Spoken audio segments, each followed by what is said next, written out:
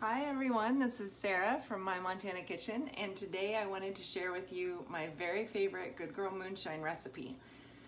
Now if you're not familiar with Good Girl Moonshine, it is an apple cider vinegar drink. It's completely non-alcoholic, there's no alcohol in it, but that's what it's called, Good Girl Moonshine. In our house, we generally call it sunshine instead of moonshine, so my kids aren't out in public talking about their mother drinking moonshine. That wouldn't be very good. So this is it is the very first Good Girl Moonshine recipe that I ever actually enjoyed. I did try the original one, which is just the vinegar and ginger and sweetener, and there's no other flavors added to it. And I couldn't stand it, I couldn't. And I've heard from so many of you guys saying, I want to like Good Girl Moonshine, but I don't know how. I can't get past it. It's the vinegar's too strong, whatever it is. So I'm going to show you today just how you can make it so you don't even taste the vinegar, I promise, all right?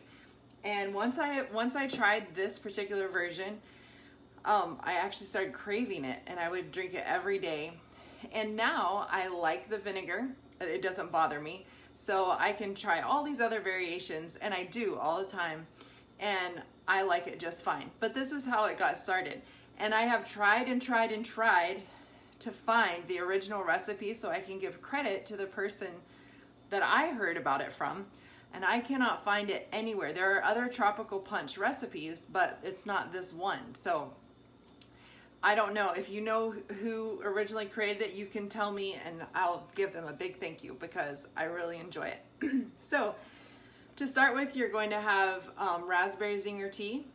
So I take 2 of the tea bags and I brew them.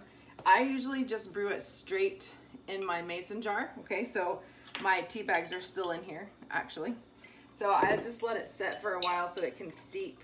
I have been known to forget about it and it steeps for a long time, like maybe a day or 2, but not today. So brew your tea. Use roughly 2 cups of water. It's not real particular how much water you use. You just need to brew the tea so that you have all the flavor there. And then I add 4 dukes of stevia. Now, I will just tell you, THM is my very favorite brand of stevia.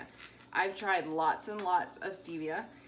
This one is by far the best. There's no bitter aftertaste. It's sweet. It dissolves super easy. So 4 dukes, if you're not familiar with a duke is 1/32 of a teaspoon. Okay, so it's this little measurement that they give you with your stevia bag. Anyway, so I put 4 of those in there. And I like things sweet. If you don't like it quite that sweet, then you don't have to add that much. So there's 3 and 4. And it dissolves real easy. I just kind of stir it a little bit with my straw, and we're good. All right, then for the extracts that I use 1 teaspoon of orange extract, and then 1 teaspoon of cherry extract. So it's cherry and orange flavor. I think some of the other tropical punch recipes that I've seen add coconut as well, and you could certainly do that if you want, but I prefer just the orange and the cherry. Then we have the vinegar. I use the Bragg's apple cider vinegar. You want to make sure you get the unfiltered kind that has the mother with it, so you get all the benefits and enzymes from the apple cider vinegar.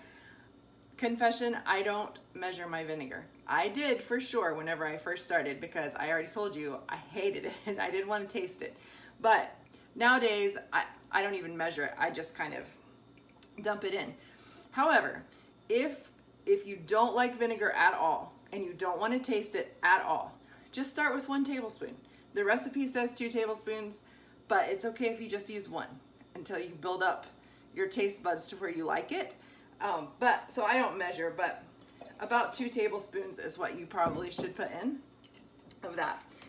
Then ginger juice, and I use ginger juice, but I don't have any today, so I can't put it in here. But you could even just throw in a raw chunk of ginger, or you could put in powdered ginger. The juice is my favorite, but that really adds to the tropical flavor as well. So I don't have that, but then after you do all that, just put your ice in. Oh, I'm gonna make a mess and dump it all over the counter. Put your ice in, and then you'll just fill it up with water to the top, and there you have it. Now, if you would like to have your very own copy of this recipe in a PDF, you can print it off and put it in your binder. All you have to do is click the link that's below or above this post. On Instagram, it will be in my Instagram stories.